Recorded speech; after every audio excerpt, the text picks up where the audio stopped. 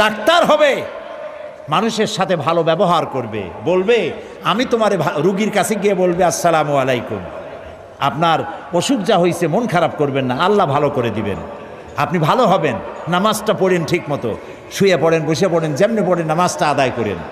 এরপরে তাকে ওষুধ দিল, ভালো ব্যবহার করলো, তারপরে নিজেও জামাতে নামাজ আদায় করলো। এইরকম মুসলমান ডাক্তার চাই, এরকম ডাক্তার না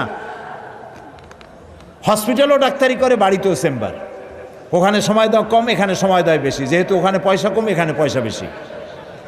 এক চোটে অনেকগুলি রুগী দেখলো, রুগী দেখতে যত দেরি, বাইর করতে মোটেও দেরি নেই। আর ব্যবহার কি? আর সব ডাক্তার এরকম না, ভালো ভালো ডাক্তার নিশ্চয়ই আছে।